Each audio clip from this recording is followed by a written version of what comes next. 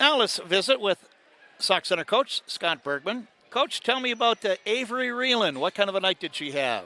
She found that spot, didn't she? She likes that spot. She made a bunch. How many did she make, 5 or 6? 6. Yeah, within about 2 feet of that same spot, I think.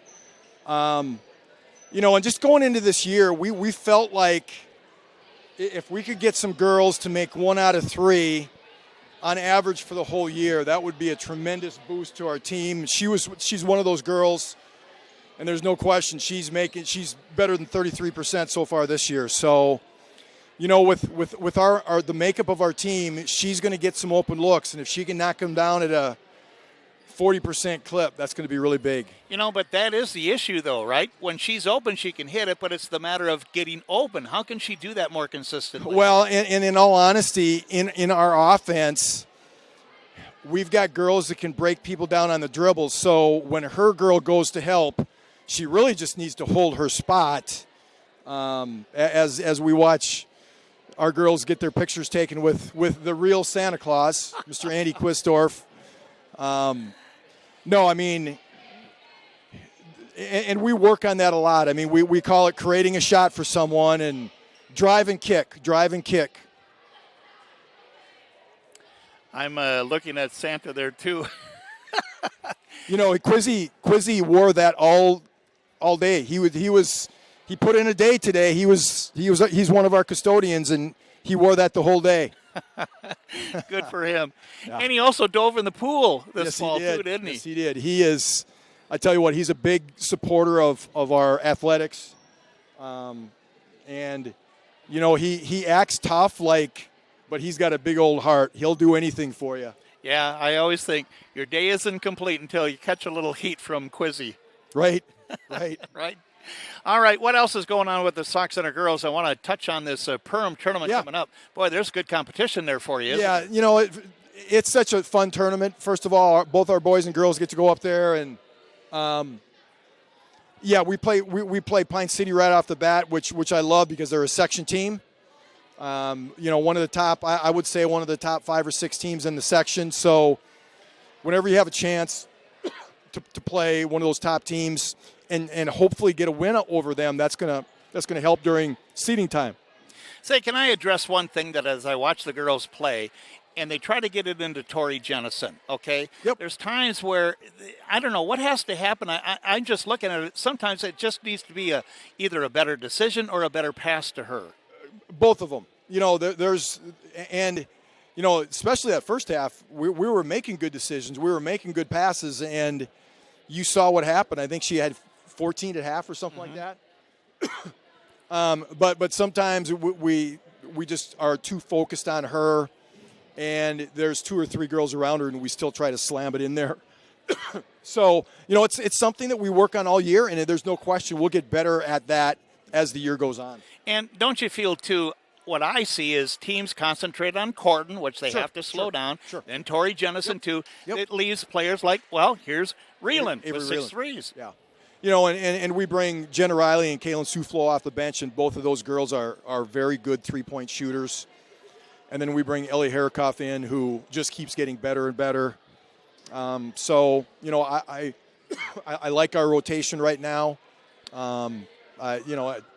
We just got to keep going through the process. I mean, we're not where we want to be yet, but we don't have to be because it's not even January yet.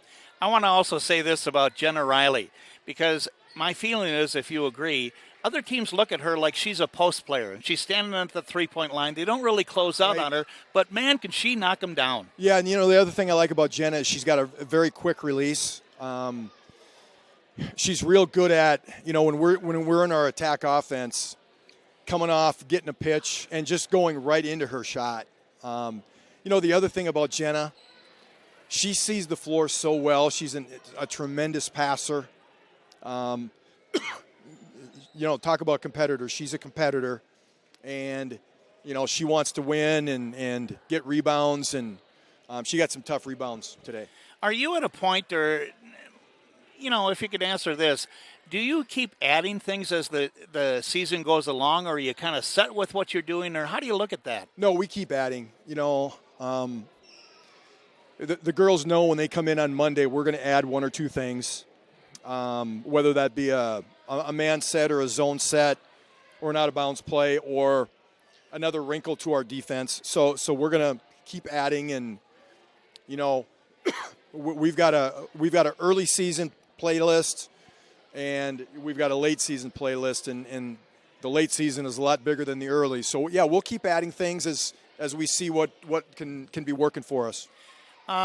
This is not basketball related, but can you talk about what's going on with wrestling next week here? Yeah, I am excited. You know, we're going to be in Perham Wednesday and Thursday for our tournament, and when we come back on Friday, we are hosting the first annual Ken Vogt Dual Wrestling Tournament. We've got 5 other teams coming in, so it's going to be a 6-team round-robin tournament.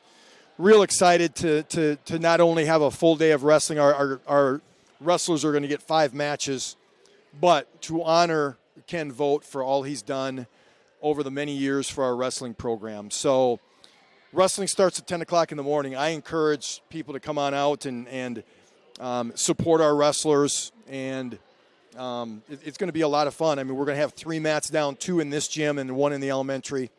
Our wrestlers will be in this gym the whole day.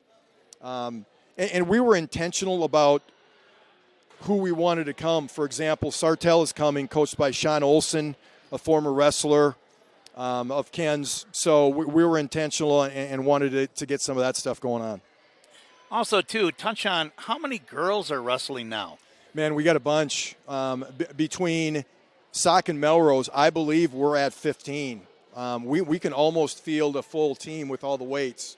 So, you know, per the high school league, girls wrestling is not yet an official sport, kind of a standalone sport, so to speak. But in my mind, it is. I mean, when people ask me how many sports do we have in the winter for girls, I say we have 4, and wrestling is definitely one of them, along with basketball, dance, and girls hockey. Well, my feeling is those girls, they all want to be like Lana Walter. Yeah, she's having a great year. She was, I think she went up to Bemidji last weekend and won that tournament. You know, she's gotten 3rd place in the state the last 2 years, and I can't wait to see how she does this year. I think she's got a real chance to get her name up there. I'm looking at it right now of individual state champions. Mm-hmm. Yeah. And she's always fired up, isn't she? She really is. You know, she's gotten to know her. I got to know her a little bit through Captain's Leaders and just in my role as activities director. And she's really multi-talented. I mean, not only as an athlete, but you know, she's very involved in FFA. She's in Captain's Leaders. She's in the CEO program in the morning. So just a real talented young lady. You know, as you kind of touch on that, though, too, that it's something that I don't know, so I don't bring it up, but so many of these athletes, it's just not about their own sport. They're involved in so many other things. Yeah, I mean, I think back to a Haley Hawkinson last year who was in multiple activities, you know, from tennis to softball to one-act play to the fall musical to speech. And I just admire those athletes, those participants that can be active in so many different activities. Or like Ava Fredericks, I pointed out too, she writes for the Herald once in a while. Absolutely. And I look forward to reading that article every week or every other week, however often it's in there.